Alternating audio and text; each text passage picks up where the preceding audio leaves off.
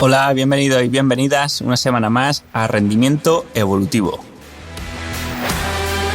Hoy entrevisto a Javier Angulo, al que conocemos más concretamente por su perfil en Twitter llamado El Tío del Dato, donde va poniendo información bastante útil y relevante sobre el ciclismo profesional.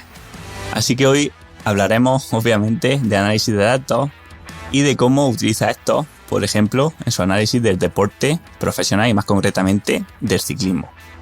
Antes de pasar a la entrevista, un breve recordatorio de que esta semana se cumple la efeméride de que hace un año que publiqué mi libro, La naturaleza del entrenamiento.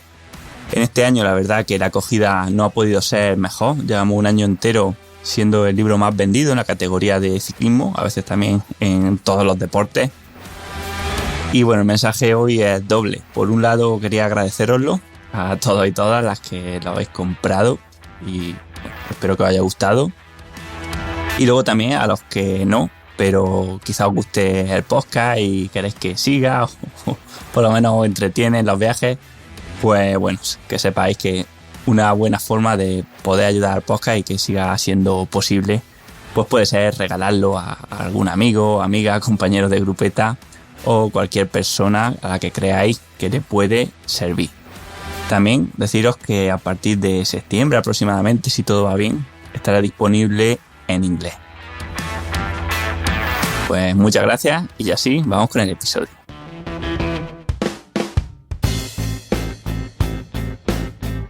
Hola Javier, bienvenido al podcast. Hola Manu, hola a todos, muchas gracias por la invitación, un placer estar aquí en Rendimiento Evolutivo. Bueno, pues el placer es mío, además que hayas dicho bien el nuevo nombre del podcast, ¿no? Que aún a mí me cuesta decirlo. Y bueno, lo primero que me gustaría para dar un poco de pie a este episodio es pedirte que te presentes, porque imagino que mucha gente no te conocerá o te conocerán de Twitter, pero no sabían cómo te llamaban. Entonces, bueno, me gustaría que nos contase quién es Javier Angulo. Sí, la verdad que vivo bajo una segunda identidad, podríamos decir así. Realmente me llamo Javier Angulo, tengo 25 años y profesionalmente soy ingeniero de datos en una consultora farmacéutica aquí en Bélgica, país en el que vivo desde hace casi 3 años. Más allá de mi trabajo actual, el resto de mi tiempo la verdad que va dedicado casi en su totalidad al ciclismo. El ciclismo es mi hobby y además de practicarlo, la verdad que acumulando un número considerable de horas semanales. Soy editor en una revista de ciclismo centrada en el gravel y ciclismo aventura, pero principalmente el motivo por el que estoy aquí es para hablar de lo que hago en redes sociales a través de mi alias o segunda identidad, que es el tío del dato. Cómo mola, ¿no? Cuando alguien coge su trabajo, que es en un ámbito poco relacionado aparentemente con el ciclismo, y lo transforma en algo que ya no solamente es útil al ciclismo, sino que da una visión nueva, ¿no? Esta cultura de la liminalidad, ¿no? De estar en dos campos a la vez que los unimos y de repente emerge algo que es interesantísimo. Exacto, tanto en el mundo profesional como en el personal, todo en mi vida se basa en los datos y lo bueno es que lo que aprendo de un lado lo puedo aplicar en el otro y a la inversa, así que no me importa dedicar tiempo a lo que es personal porque me repercute positivamente en mi trabajo de 9 a 5 y al revés. Así que siempre salgo beneficiado. Bueno, pues vamos a empezar un poco con la parte más densa del episodio. Digamos, vamos a presentar un poco qué es lo que hace un analista de datos y vamos a intentar primero hacerlo general y después ya pasarlo en específico al ciclismo y en lo que tú estás trabajando y lo que estás aportando. Pero bueno, la primera pregunta es básica, ¿no? Y es, ¿qué es lo que podemos o qué aplicaciones podemos tener con un analista de datos o con análisis de datos dentro del ciclismo? ¿Con qué tipos de datos podemos trabajar? Y bueno, un poco qué nos aporta. Pues todo esto dependerá del tipo de datos a los que tenemos acceso, en qué formato se presentan, si se tienen que procesar o no, si ya están listos para ser presentados en gráficos o en cualquier tipo de report. Entonces, un analista de datos se dedica principalmente al storytelling, a recopilar datos y sacar conclusiones a partir de ellos, principalmente visualmente a través de gráficos. Pero muchas veces al final estos datos, sobre todo si lo aplicamos en el mundo del ciclismo, vienen de varias fuentes, ya sea de tu GPS, de tu reloj que utilizas por la noche para monitorear cómo duermes, tu rendimiento durante el día de carrera, el potenciómetro, el pulsómetro, etcétera. Entonces, todo eso, recopilarlo dentro de una misma base de datos, entre comillas, también requiere diferentes tareas que un simple analista de datos quizá no maneja. Entonces, por eso yo me considero más un ingeniero de datos, porque al final es el tratamiento de datos en todo su ciclo, desde la recopilación hasta la presentación. Y es eso, en el mundo del ciclismo, pues a carácter público lo que hago en Twitter pues son datos que puedo encontrar públicamente, principalmente. ¿Qué tenemos en el ciclismo? Pues con lo único que podemos jugar es con resultados de carreras, la clasificación y puntos UCI. Y a partir de aquí rascar todo lo que se pueda para crear gráficos que sean interesantes, en este caso para mi audiencia. Pero soy conocedor del potencial de los datos que genera un ciclista, entonces sé que dentro de los equipos de ciclismo, pues obviamente estos datos se tratan de forma diferente.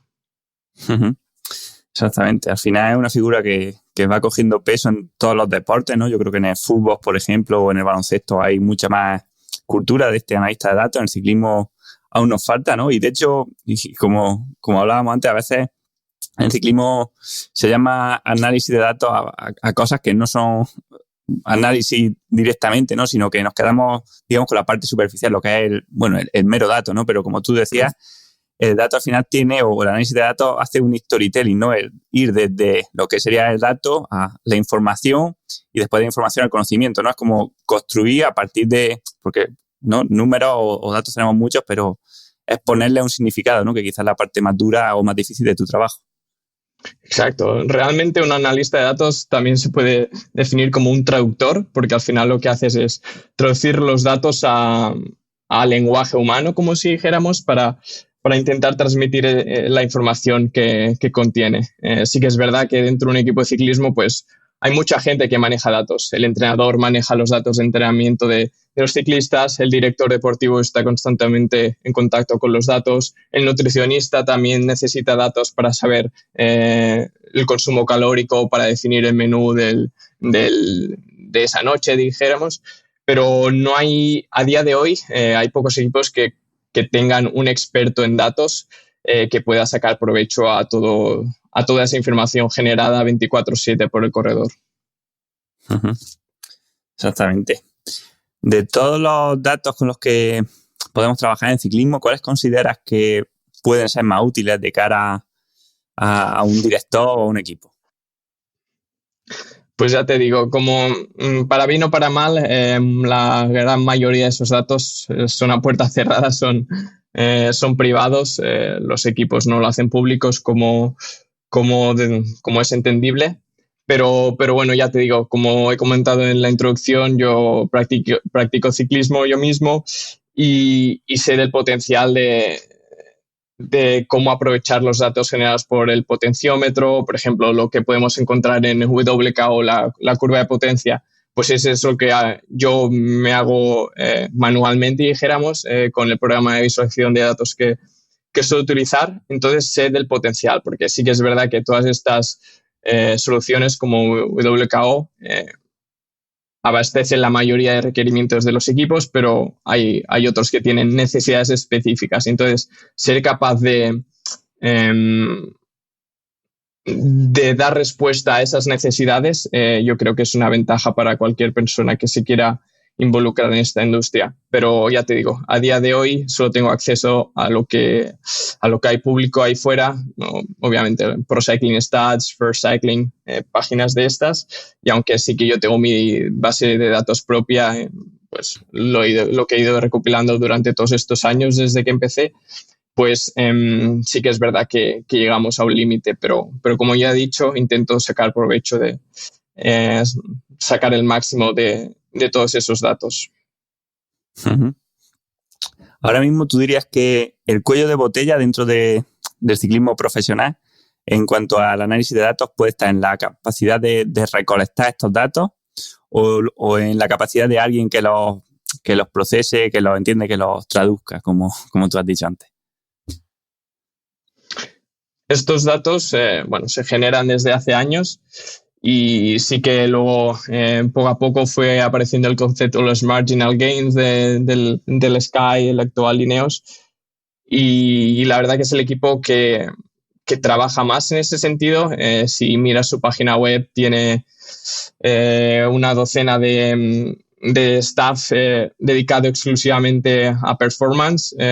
Tenemos el performance de aerodynamics, el performance de nutritionist performance. Entonces, ellos fueron los primeros en darse cuenta y no sé si eso fue unos motivos por los que durante varios años fueron los totales dominadores del ciclismo profesional. Y es eso. A día de hoy hay más equipos que se están subiendo al tren, se están dando cuenta del potencial de que esos datos están ahí para explotarlos, y es eso. En conversaciones con varios miembros de equipos, tanto internos como externos, pues sí que hay esa necesidad de incorporar a gente especialista en la recopilación, análisis y presentación de datos. Aprovechando un poco esto, te digo, imagínate para un oyente que nos esté escuchando, ¿no? Una persona normal, que no es ciclista profesional y que le gusta mirar sus datos en Strava o en Gordenchita o algunos incluso en WKO. A nivel de este análisis de datos, de todas las cosas que le aparecen, ¿no? Que son muchísimas, tanto en tablas como en gráficos. Si quieres, primero, ¿qué recomendaciones le podríamos dar a la hora de saber moverse ahí, ¿no? No sé si le podrías decir alguna cosa en plan, oye, pues céntrate en estos tipos de datos, no sé, o en los promedios, o ten en cuenta las desviaciones típicas, o cualquier cosa así, ¿no? Y también te preguntaré más tarde, si quieres, un poco lo que tiene que evitar, ¿no? Los riesgos o los problemas que puede tener también este análisis si no se hace bien. Bueno, al final, como siempre, cuanto más datos tengas, mejor. Si tienes que hacer promedios, no es lo mismo el promedio de 2 salidas en carretera que el promedio de una carrera profesional de 15 años. Entonces, contra más datos tengamos, ya sea de la actividad física, de lo que hacemos después del entrenamiento, pues mejor nos ayudará a sacar más conclusiones.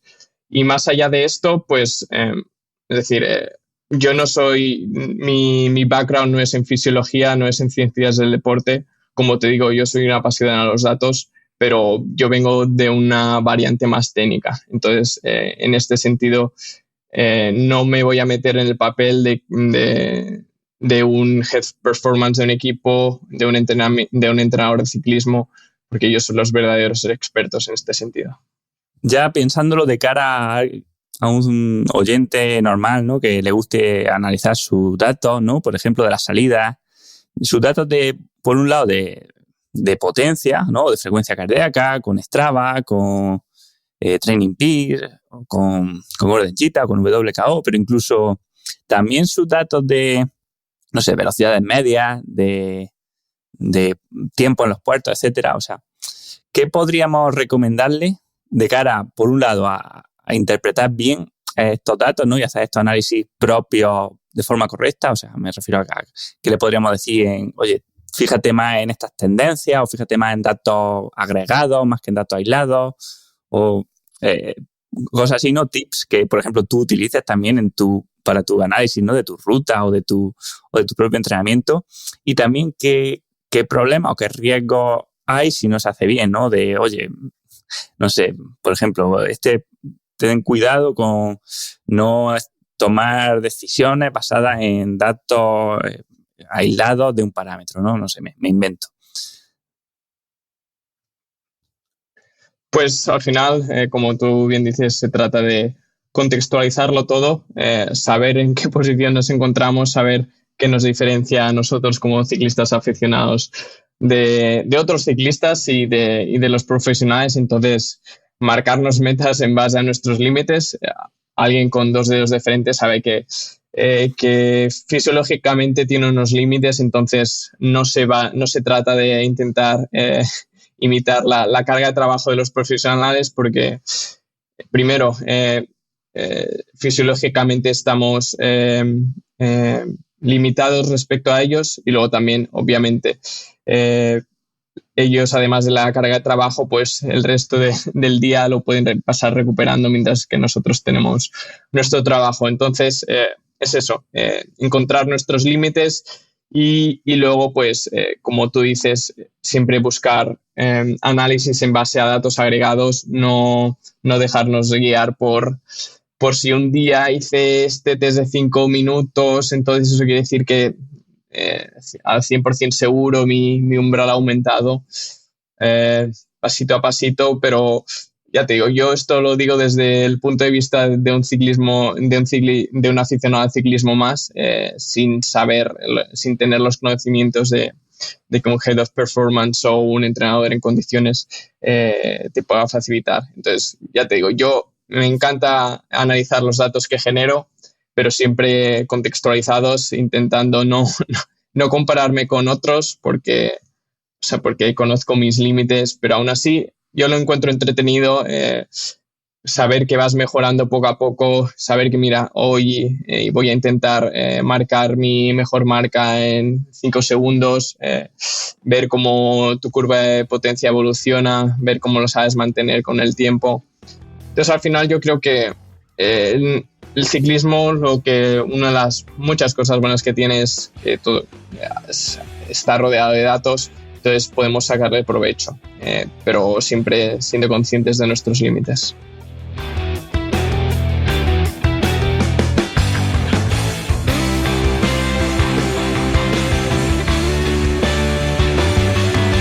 Claro, por ejemplo, en lo que dices, ¿no? De no creerte a pie juntilla un test, ¿no? O sea, ni eres tan bueno ni tan malo como tu último test. Yo siempre digo que un test, o si tú haces 100 test en un año, o 100 test estando en el mismo estado de forma, pues va a pasarte como una campana de Gauss en los resultados, ¿no? Que la mayoría de test van a estar cerca del promedio, pero habrá algunos que se desvíen un poco a la derecha, o sea, un poco por encima, otros que sean muy, muy buenos en relación a tu estado real, ¿no? Y otros que sean muy, muy malos. Pero, claro, si solamente coges uno de esos puntos, pues puede que te hayas pasado por arriba, ¿no? O sea, que hayas sido más bueno de lo que realmente eres, o por abajo, ¿no? Que te hayas sido peor de lo que realmente estás, ¿no? Exacto, si los oyentes son tan aprensivos a realizar test como yo, que como mucho hago 1 o 2 al año, mejor no fiarse mucho de los resultados, porque al final son 365 los días del año, salimos en bici y unos 200 quizá, entonces al final los datos que salgan un día no deberían condicionarte el resto de días. Claro. Y luego otra cosa que pasa a veces, ¿no? Que cuando cogemos datos que son muy elaborados, ¿no? O muy procesados, yo a veces digo ultraprocesados como la comida, ¿no? Porque tú coges un dato que es a lo mejor la potencia, la procesas un poco para generar el IF en relación a tu FTP, luego otro poco más y ya calcula el TSS y ya lo procesas aún más todavía y sacas un CTL, ¿no? Pero en cada uno de estos pasos, en realidad tú estás teniendo un ruido, ¿no? Una cierta desviación tanto hacia arriba como hacia abajo, ¿no? Un margen de error. Claro, cuando sumas, ya llevas 4 pasos, ¿no? Al final la desviación que llevas es pues el sumatorio de todas ellas, ¿no? Exacto. Al final, no digo que sea una extrapolación, pero sí que es refinar el dato que ya está refinado. Entonces hay que ser cuidadoso con eso. Bueno, y ya pasando un poco más a lo que estás compartiendo en Twitter, ¿no? Y también un poco por lo que te contacté, pues creo que esta parte de datos que un poco, o sea, como que son accesibles, pero a la vez nadie los pone, o sea, lo que tú decías, ¿no? Hay que construir relatos a través de los datos. Y el poner en común toda esta información que encontramos, pues nos permite, o te ha permitido a ti, pues hacer cosas tan interesantes, como hacer análisis de rendimiento de los ciclistas, por ejemplo, de un equipo, ver dónde se pueden conseguir más puntos UCI, ¿no? Y una serie de cuestiones que creo que vamos a ir abordando poco a poco. Así que, bueno, si te parece, creo que podemos empezar, porque además te los puse, ¿no? Con el análisis de datos en los puertos, ¿no? Que ahora pues tendemos a tener tour, ¿no? Y que yo el anterior episodio lo hice justamente con eso, ¿no? Con el análisis de datos o digamos que tratamos de estimar la potencia que mueve un ciclista en una subida a través del tiempo, el desnivel que tiene esa esa subida y luego ya además pues se van metiendo más cosas en el potaje, ¿no? En el cálculo ya se va metiendo cuánto tiempo está rueda, cuál es la velocidad y con eso saca un poco el coeficiente del drag, ¿no? El peso de la bici, el peso del corredor. Así que bueno, lo primero que me gustaría preguntarte es qué validez le otorga a esto. Pues yo principalmente me centro en el análisis descriptivo, que se basa en los datos objetivos que podemos obtener públicamente. Sí que es verdad que a través de Computer Vision, pues con lo que se ve a través de televisión, pues puedes sacar las coordenadas de un ciclista y a partir de aquí estimar el tiempo en el que ha tardado en realizar una ascensión, pero en esto como mucho puedes sacar velocidad. Más allá de eso, intentar descifrar los vatios generados ya tiene muchos condicionantes, ya tiene muchos datos subjetivos y yo creo que cualquier persona que se atreva a intentar estimarlos debería dejar claro a su audiencia que es eso, que es una estimación.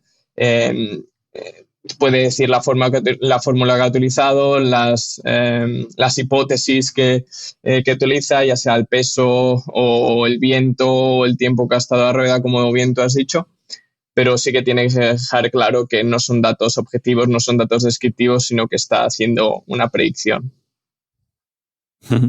Dicho eso, es verdad que, o sea, cuando las subidas son de alta pendiente, ¿no? O la velocidad es baja y son constantes, la precisión, ¿no? O digamos que estos cálculos se asemejan bastante a la realidad y luego pasa que, o sea, a mí me pasa que a veces digo, hostia, no sé si, o sea, porque he hecho el cálculo con subidas que tengo los vatios, ¿no? Que ese es mi vatio. Y digo, no sé si el que falla es el cálculo o es el potenciómetro, ¿no? Porque muchas veces también el potenciómetro tiene su margen de error y a veces se descalibra un poco hacia arriba, un poco hacia abajo, ¿no? Entonces, claro, llega un punto que no sabes realmente cuál de los dos es más preciso.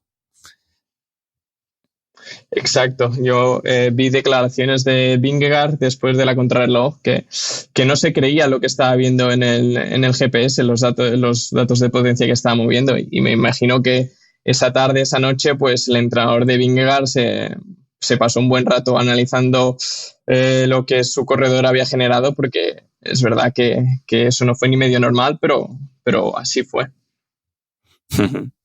Seguro que eso les motivó, ¿no? Ir viendo esos números iría como en una nube. Pero es verdad lo que dices. Además, el otro día puso Íñigo San Millán un tuit, ¿no? Como diciendo, oye, hay gente que calcula bien estos datos, ¿no? Y se asemeja a la realidad, pero hay otros que suelen ser los que tienen más likes y más seguidores, ¿no? Porque son los que más llaman la atención, que son auténticas locuras, ¿no? Yo también lo dije en mi episodio, ¿no? O sea, no me creía mucho y le bajé porque, o sea, es verdad que los datos de Vingegaard, los mires como los mires, han sido impresionantes, ¿no? O sea, está en el top de tiempos de ciclismo, pero es verdad que ya había algunos que era como imposibles, ¿no? De creer y seguramente la realidad sea un poco más baja y se hace un poco también por buscando el retweet, ¿no? Exacto. Íñigo San Millán, lo bueno que tiene es que sabe lo que su corredor, lo que Pogačar generó. Entonces, él puede decir si se asemeja a lo que este usuario estimó o no. En cambio, nosotros, pues, de una forma u otra, nos tenemos que creer lo que publican, porque al final no lo podemos comparar con otra cosa. Si añade unos vatios más para unos retweets más, lo que sea, no lo creo. Es decir, yo creo que todos en esta industria intentamos hacerlo lo mejor posible, pero de nuevo yo me baso en análisis descriptivo, en lo que se puede, en la ground truth, como diríamos, los datos objetivos, y nunca me he atrevido a estimar vatios por todas las variables que hay en juego, como tú bien comentaste en el anterior podcast en el que en el que estimaste el umbral de Pogačar. O sea que daría juego, ¿no? O sea, por ejemplo, a ti, que Vingegaard o que Pogačar publicasen sus datos reales, te vendría súper bien, ¿no? Y a mí también. Tenemos que entender su punto de vista, tenemos que entender que están en el apogeo de su carrera profesional, que ahora mismo sacara públicamente sus datos de rendimiento de potencia no les benefician nada. Sí que obviamente los aficionados al ciclismo lo apreciaríamos, pero como bien digo, tenemos que entenderles, son datos que son propiedad del ciclista y son propiedad del equipo. Ellos pueden decidir si sacarlos a la luz o no. Ya te digo, Pogačar, Vingegaard no entendería que sacaran sus datos públicos, pero alguien como Thibaut Pinot, que ahora se retira, y él es alguien que desde siempre ha sido muy analítico, fue de los primeros ciclistas franceses en entrenar con potenciómetro, con SRM, ya desde sus años amateur. Él, que tiene un hermano que es el entrenador, que ha sacado muchos papers relacionados con esto. Yo creo que él sería un buen gesto si ahora que se retira, pues saca a la luz todos los datos de los vatios que ha generado durante todos estos años, su evolución, tanto carga-trabajo como recuperación, como rendimiento en carreras a lo largo de su laureada carrera como profesional. Pero ya te digo, sería un mundo ideal tener acceso a esos datos, pero tenemos que entender que son propiedad de los equipos y que sacarlos a la luz reduce su ventaja competitiva, porque como tú bien sabes, si sabes el umbral de un ciclista, pues sabes sus limitaciones. Y esto con potenciómetro, pero incluso con algunos ciclistas que ya publican sus actividades de Strava con el pulso. A partir de ahí ya puedes sacar conclusiones, ya puedes hacer algún análisis de tu competición. Exactamente. Si encima tienes pulso, aparte de los vatios, ya sabes mucho de esa persona, por lo menos del estado de esa persona en cada momento. Y sí que eso, a lo mejor, mira, oye, contador, ¿no? Gente así, sí que molaría mucho que lo sacara, porque está claro que estando en activo no los vas a sacar. Pero ahora, bueno, ya algunas cosas ha contado, ¿no? En su canal de YouTube. Y lo de Pinot, imagino que lo dices precisamente, o sea, no es casualidad que digas Pinot, ¿no? Porque, o sea, sí que Pinot, que lo entrena a su hermano, sacaron un artículo, pues eso, mostrando las horas que entrenaba, los vatios que tenía de FTP, o sea, de umbral en cada, o sea, creo que son desde juveniles o por lo menos desde amateur hasta 2018-2019, que fue cuando salió el artículo, ¿no? O sea, que no sería de extrañar que volviera a sacar otro. Esperemos que sí. Pues sería genial tener acceso a esos datos, porque ya te digo, yo analizo mis datos, pero no hay mucho que hacer con lo que muevo yo, así que poder analizar los datos de un profesional sería genial, porque ya te digo, así puedes demostrar al público, bueno, no solo al público, sino a los equipos profesionales, si tu intención es pasar a trabajar con alguno de los equipos, pues lo que puedes sacar de ellos, y ya te digo, el potencial es tremendo.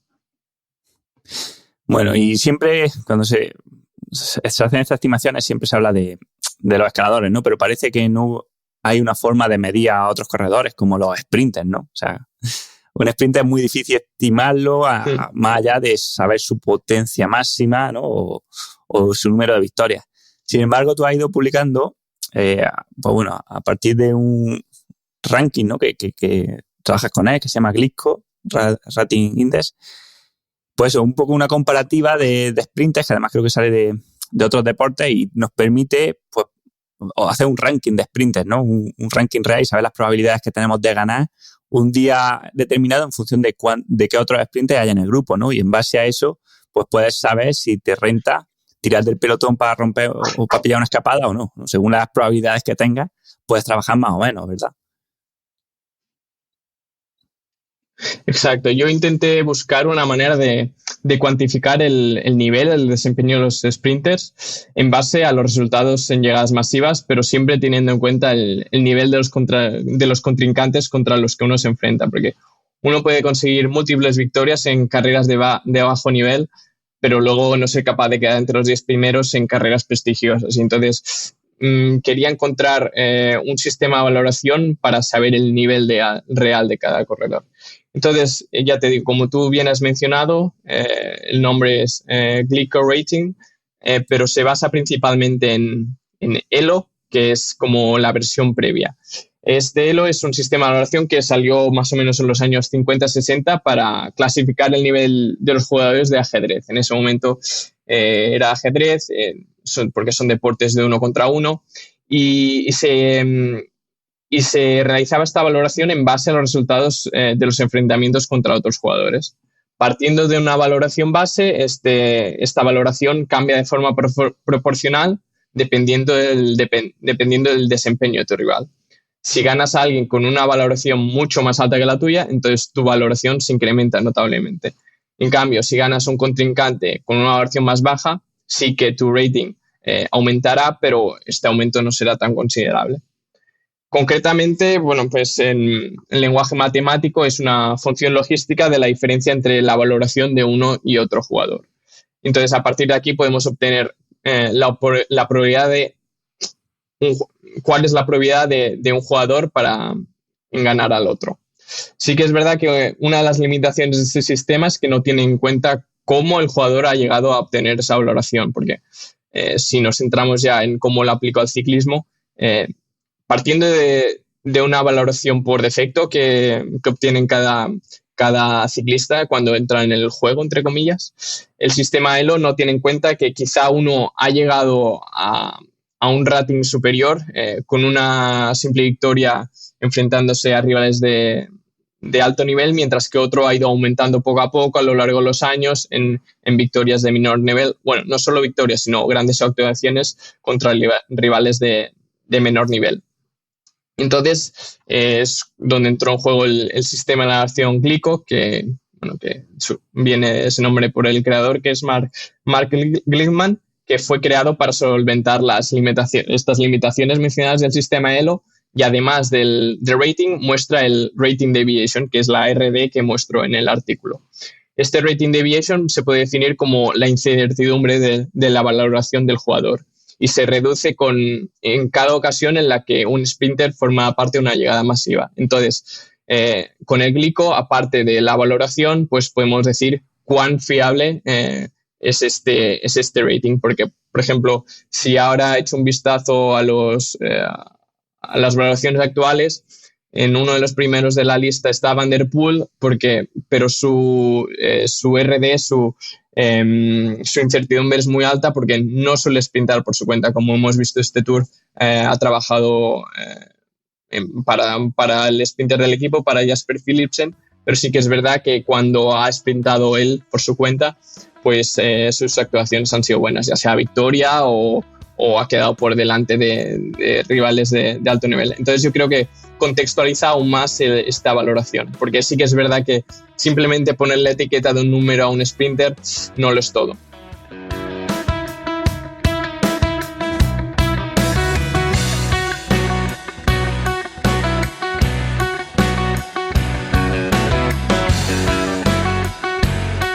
El ciclismo, imagino que estos índices los pone al extremo, ¿no? Y los replantea, porque igual que creo que, no sé, en el tenis más o menos el mejor del mundo suele ganar casi todos los partidos y se mantiene muy estable, en el ciclismo sí que vemos muchos cambios, ¿no? O sea, un año un sprinter gana 5 etapas en el Tour, al año siguiente no gana ninguna por cosas que no se pueden a veces computar, ¿no? Como la caída que tuvo Jacobsen, ¿no? Pero al final lo que vemos es eso, es raro que alguien se mantenga en su nivel, ¿no? Sino que hay tantos factores que influyen que alguien un año no la pilla o al año siguiente lo hace muy bien, al siguiente otra vez mal. Pasa incluso con los escaladores, ¿no? O sea que imagino que aquí te habrá costado bastante. En este sistema... Sí, este sistema también lo bueno que tiene es que, por ejemplo, cada año yo añado un grado de incertidumbre. Por ejemplo, en el primer sprint del año, muchas veces no sabes cuál es el nivel real del ciclista, porque después de toda la postemporada y pretemporada, pues puede ser que haya evolucionado, que se haya centrado más en vaya a pasar a ser clasicómano. Entonces sí que esta rating deviation se les incrementa a todos los ciclistas para tener en cuenta esa incertidumbre aún mayor.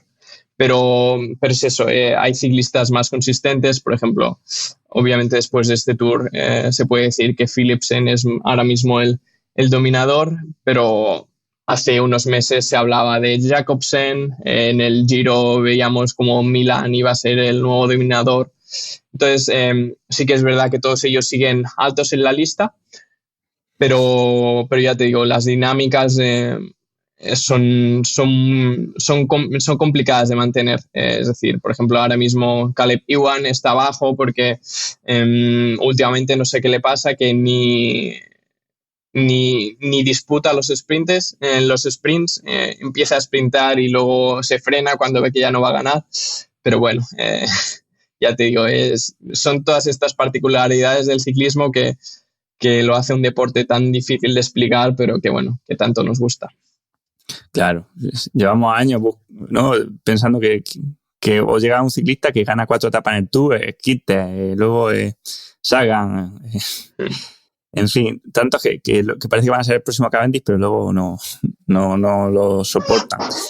Y otra cosa interesante de las que haces, creo que además, yo creo que para un director puede ser muy, muy interesante, es este análisis, ¿no?, de cómo viene o qué punto UCI hace cada corredor, de dónde lo saca y también un poco qué carrera puede hacer un equipo para maximizar la cantidad de puntos UCI, ya sea Pro Tour o Pro Conti, que puede conseguir de cara a final de año, ¿no? Que cada vez además son más importantes, ya que a partir de ahora, por ejemplo, para los equipos invitados a las grandes vueltas, pues creo que ya a partir del año que viene solamente se pueden invitar equipos que están en el top 40 mundial o algo así, ¿no? Y además eso va a ir como aumentando cada año en los próximos, ¿no?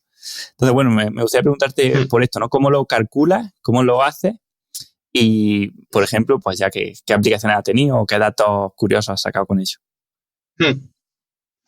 Sí, al final estos datos están ahí públicos. Si tú vas a la página de la UCI, puedes ver el ranking, puedes ver el ranking de equipos, puedes ver el ranking individual, pero verlo así en una tabla pues tampoco te ofrece mucho y al final, como te digo, es simplemente un número, puntos acumulados.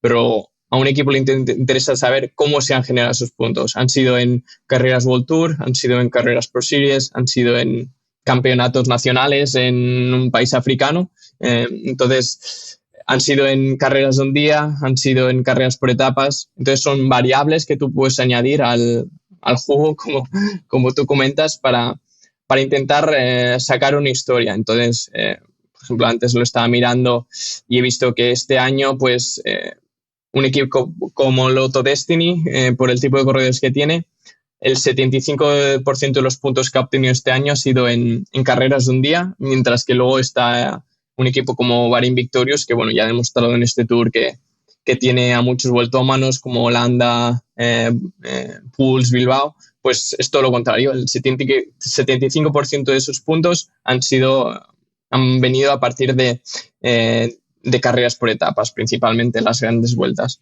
Entonces aquí puedes ver las dinámicas de los equipos y luego, pues en base al perfil de cada equipo, pues aconsejar un tipo de carreras u otras.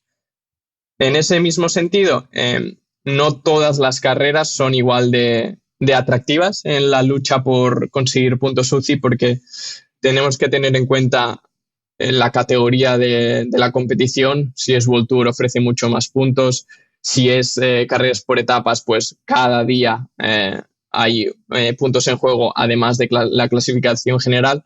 Pero luego también algo que no se encuentra tan fácilmente, pues es el prestigio de esa carrera. ¿Suelen acudir ciclistas top mundial o es una carrera en la que es fácil sacar un buen resultado? Entonces, algunas veces he publicado varias publicaciones en las que intento recomendar cuáles serían las siguientes carreras en las que atender si yo fuera el director del equipo X, por ejemplo. Y entonces, pues es eso, teniendo el coste de oportunidad de participar en una gran vuelta, que ya son un compromiso de 23, 24 días, de 8 corredores, muerto el staff, mientras que otro equipo podría apostar por correr carreras más pequeñas durante ese mismo periodo de tiempo y quizás sacar más puntos porque eran carreras más factibles. Por ejemplo, ahora mismo, mientras se corría el Tour, pues sí que teníamos el Tour de Austria, el Tour of Qinghai Lake en China, y por poner un ejemplo, el Burgos BH ha conseguido en este mes de julio los mismos puntos UCI que el equipo DSM Firmtech, que ha corrido el Tour, por el simplemente hecho de que el Burgos fue a correr a China, obtuvo un buen resultado, mientras que el DSM estuvo en el Tour y pese que obviamente los puntos a disputar en el Tour son muchos mayores, pues no obtuvieron buenos resultados. Y de cara al futuro, pues, ¿qué carreras son más recomendables? Pues siempre a un equipo le recomendaría centrarse en carreras de un día y contra mayor sea la categoría, mejor. Por ejemplo, este fin de semana, la Gran Clásica San Sebastián, carrera World Tour de un día, perfecta para obtener una gran cantidad de puntos UCI y al final es como bien dice, carrera un día y si hubiera una carrera al día siguiente puedes competir, mientras que en el mismo día empieza el Tour de Polonia, pero entonces si tienes que mandar a 7, 8 corredores ahí durante toda una semana, pues el coste de oportunidad es mayor. Estas son estrategias, pero sí, obviamente luego hay que tener en cuenta la logística, que no puedes estar un día en Europa y el otro día en Asia, pero es eso, es intentar sacar al máximo, aprovechar al máximo los puntos, lo que dan de sí los puntos UCI. Sí, sí. Hombre, del Tour o una gran vuelta ya no solo... La vuelta no es el problema de que a lo mejor den menos puntos, es que además la fatiga que te dejan, o sea, ya no es los 23 días que están en el Tour, sino quizás son 3 meses, primero para prepararlo, luego para recuperarlo, ¿no? Y también imagino que depende un poco del equipo, ¿no? O sea, porque equipos, no sé, Movistar, quitando a Gaviria, bueno, y Cortina, no tienen mucho sprint, ¿no? A lo mejor no les renta tanto hacer clásicas, ya que no tiene a Valverde, no les renta tanto hacer clásica y les renta más estar en la Vuelta y la Vuelta a Burgos y tal, ¿no? Mientras que a un Lotto, un equipo del norte, pues sí que les rentan más las clásicas, ¿no? Exacto, y eso se refleja en lo que he comentado anteriormente. No es porque sea casualidad de que han obtenido la mayor proporción de puntos en clásicas, sino porque ese es su perfil como equipo. Y por mucho que sea más eficiente o atractivo participar en una carrera un día con muchos niveles, si no tienes corredores para ello, vale más la pena intentar luchar por un sprint masivo en una carrera en el que hay mayores competidores. Pero claro, en esto no solo hay que tener en cuenta los puntos UCI a disputar, sino los corredores disponibles y las fortalezas del equipo. Entonces, por ejemplo, en esta Vuelta a España, que el equipo Ken Pharma no ha sido invitado, pues tienen que replantearse cómo pasar este mes de septiembre. Viendo que hay, por ejemplo, las típicas carreras de un día en Italia, que con un perfil similar a muchas de las etapas de la Vuelta a España, y al final puedes conseguir más puntos, porque al final son carreras de un día en el que si consigues un buen resultado en varias de ellas es mejor que un tercer puesto en una etapa de la Vuelta y luego un top 20 en la general. Uh-huh. Y luego cuando se hace el análisis de corredores y los puntos que han sacado, me pregunto por los gregarios. O sea, ¿hay alguna forma de... o lo tienen en cuenta, por ejemplo, decir, con esta persona en el equipo se han conseguido tantos puntos, ¿no? Aunque no lo ha conseguido él, pero bueno, sería algo parecido a los futbolistas, ¿no? De decir, oye, con este hombre en el campo, aunque juega de defensa, pero con este hombre en el campo se han ganado un porcentaje, un 10% más de partidos que con él fuera, ¿no? Cosas así se pueden hacer también. Pues en este sentido he hecho un par de análisis en el pasado. El primero era cuantificar de no solo quién se adjudica la victoria, sino cuál era el equipo del ganador. Es decir, la participación como compañero de equipo en la victoria de un corredor. Entonces ahí veíamos que había muchos corredores que parecía que eran un talismán, que cada vez que estaban en el equipo, pues el líder conseguía un buen resultado.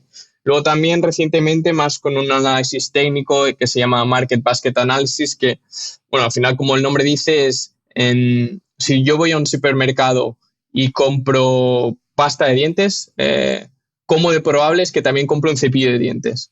Entonces, esto es aplicable, lo apliqué en base a los sprinters porque veía que, por ejemplo, cada vez que Jacobsen iba a disputar una carrera, pues su lanzador principal, Morkov, también estaba ahí. Entonces, puedes hacer una asociación de su presencia en la carrera tiene un impacto positivo en el rendimiento del sprinter. En cambio, cuando Jacobsen acudía a una carrera con, dijéramos, Ballerini de lanzador, pues los resultados no son tan buenos. Entonces aquí podemos extrapolar y estimar que la presencia de Morkov afecta positivamente al rendimiento de Jacobsen.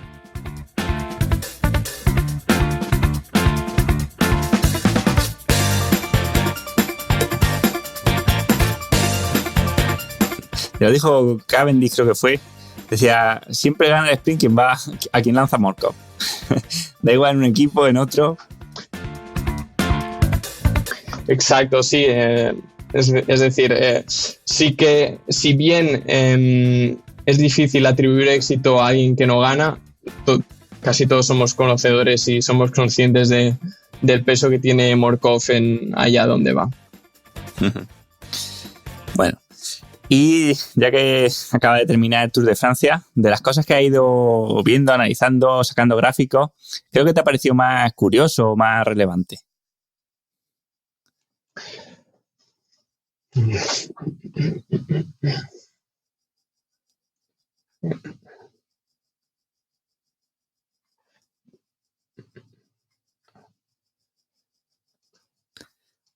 O te cambio la pregunta, si quieres, ya no solo en el Tour, sino en los últimos años, ¿no? O sea, cosas que a ti como, si quieres, no como analista, sino como ciclista, ¿no? Como aficionado, que diga, hostia, no sé, yo, por ejemplo, la crono de Vingegaard. O sea, meterle un 8% de tiempo al tercero, o sea, 3 minutos en 30. O sea, eso yo no se lo meto ni a un cadete, ¿no? Y se lo metió al tercero del Tour, ¿no? O sea, me pareció alucinante, ¿no? Pero seguro que ha habido otras más que hayas visto.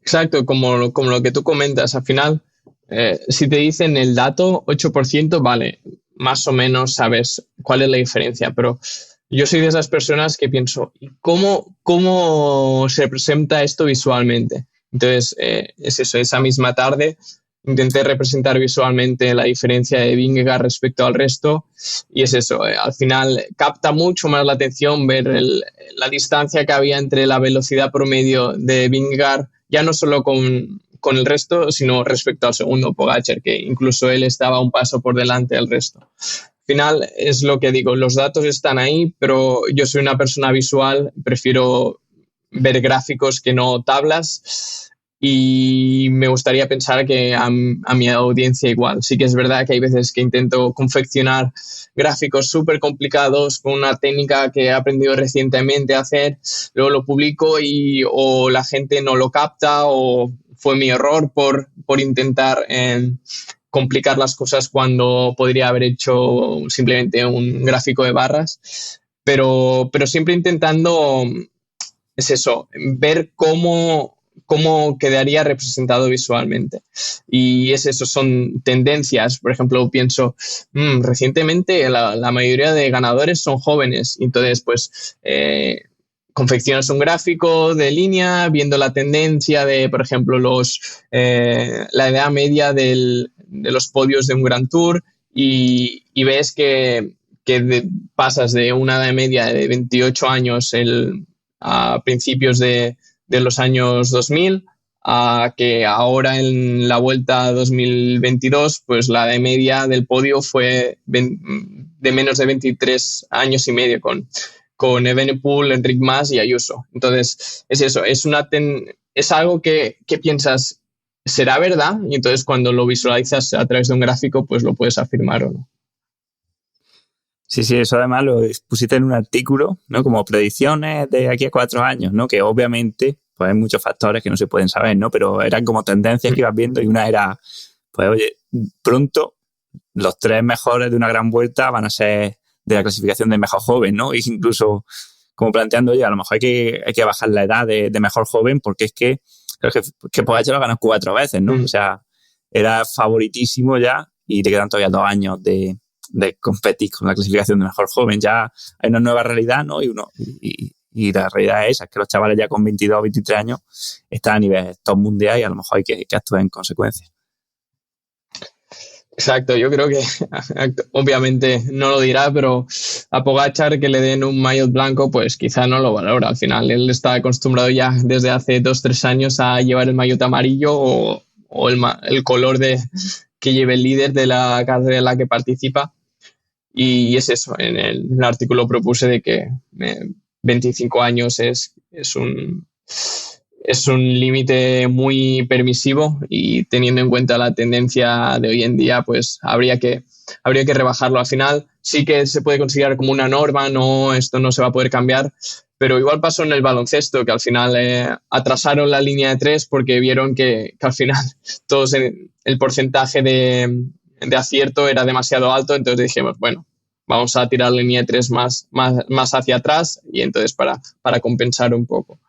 El deporte se tiene que adaptar a las tendencias que ocurren actualmente.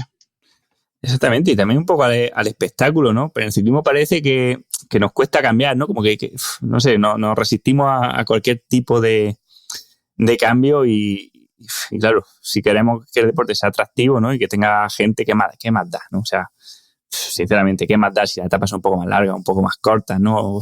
O hay más crono o menos crono. Lo importante es que pase como en este Tour, que estemos ahí, pues todo el mundo pendientes porque está emocionante, porque la gente ataca de lejos, atacan de cerca, hay muchos corredores ahí disputando, ¿no? Y eso, en definitiva, pues quizá eso, viendo también datos, pues ayuda. Seguro que otros datos que se tienen en cuenta, ¿no? Porque no es solo deportivo, la audiencia, la inversión que tiene o que mete cada patrocinador en el deporte, los salarios que cobran los ciclistas y los que no son ciclistas, ¿no? Y todo eso, pues, tiene que ir guiando, ¿no? Para dónde va el ciclismo. Exacto, y al final seguro que aunque los equipos sean conscientes de que igual que los años de Sky, no tirar de arreones, sino potencia constante.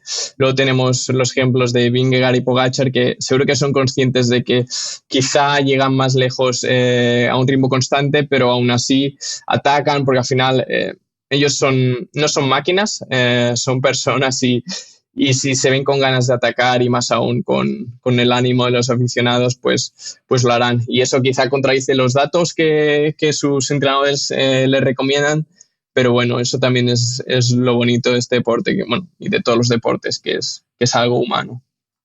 Exactamente, tú ves que tú no puedes predecir, sabiendo, aunque supieras todos los datos fisiológicos de todos los corredores, antes de empezar tú no puedes predecir cómo va a terminar, porque de una etapa a la siguiente, siendo etapas idénticas, y una etapa peta uno, al siguiente otro, uno está un poco por encima de una etapa y un poco por debajo de la otra, y oye, todo eso no se debe a que te ha subido el umbral y te ha bajado, ¿no? Sino que también hay un componente motivacional de que te creces o te hundes, ¿no? O sea, yo creo que, por ejemplo, pues Pogačar, ¿no? Ya después de la crono y el golpe del mazazo que le pegó Vingegaard. Luego, además, dijo que si llovía, dijo, si llueve va a haber guerra. Y claro, salió un día de sol, ¿no? Tal, y yo creo que también se juntaron un poco todas las cosas porque se vio que el día de antes había tenido un rendimiento excepcional y a los 2 días tuvo un rendimiento excelente, ¿no? Pero son cosas que a veces, pues, a nivel mental, igual que nos pasa a nosotros, porque nos pasa, ¿no? Porque tú lo has dicho. Tú haces 15 test o haces 2 o haces 3 y la motivación que tenga ese día influye en un porcentaje muy grande. Entonces, igual que nos pasa a nosotros, cuando competimos, les pasa a ellos, ¿no? Entonces, eso es lo que hace también que sea emocionante, ¿no? Que tú no digas, ahora con los datos en la mano, no digas, Evenepoel va a ganar la Vuelta. Pues no, o sea, crees que sí, pero tampoco apostaría mucho dinero, seguramente. Exacto. Al final uno se mueve por sensaciones y en un deporte tan pasional como el ciclismo hay muchos factores a tener en cuenta. Igual que yo en su momento intenté crear una herramienta para predecir la velocidad media en contrarrelojes, pues hay tantos factores a tener en cuenta que si la elevación ganada durante, en el recorrido, la cantidad de curvas que hay, obviamente la meteorología en día de carrera. El ciclismo es un deporte muy difícil de predecir, más teniendo en cuenta los escasos datos a los que los aficionados tenemos acceso. Entonces, muchas veces digo, más me vale cerrar el portátil y disfrutar de lo que veo en la televisión, pero es eso. Seguiremos intentando sacar análisis que sean interesantes para los aficionados. Seguiremos intentando mostrar a equipos de ciclismo que podemos proporcionar información válida para ellos, y al final hay otros que han marcado el camino. Hay gente que, empezando en Twitter, pues ha dado el paso a equipos de ciclismo, ya sea como analista de vídeos o como consejero de tácticas de sprint. Entonces se puede dar el salto. Y entonces es eso. Como mínimo me gustaría estar en la intersección entre lo que viene a ser la afición al ciclismo, con datos que puedan interesarles, y luego también con todos los datos de rendimiento a los que uno pueda tener acceso. Genial. Pues ojalá que sigas en esa trayectoria y sigas compartiendo con nosotros datos. Y bueno, si un equipo está interesado, pues mejor, ¿no? Tendremos más información. Y bueno, pues entonces ya para saber un poco más, o sea, para que la gente que no te conozca te siga y eso, ¿dónde te podemos encontrar? Pues como he comentado al principio, la verdad que vivo bajo una segunda identidad, y es eso, en Twitter, bueno, o X como se llama ahora, soy el tío del dato, y luego a partir de ahí pues intentaré poner algún link para, si también me queréis seguir a mis cuentas personales, que lo podáis hacer. Pero ya te digo, encantado de interactuar con los oyentes, con los seguidores. Al final, lo que me mueve a seguir haciendo esto es el feedback que recibo, ya sea, siempre es constructivo, y muchas veces que me rectifican un dato, porque al final no soy yo el único experto en este tema en el mundo. Hay muchos que también dominan los datos que publico. Entonces, al final estoy muy, muy agradecido del feedback recibido, y es eso, intentar sacar al máximo de lo poco que tenemos disponible públicamente. Genial, pues estaremos siguiéndote y nada, muchas gracias y un abrazo. Un abrazo para ti y todo lo mejor para el futuro de Rendimiento Evolutivo.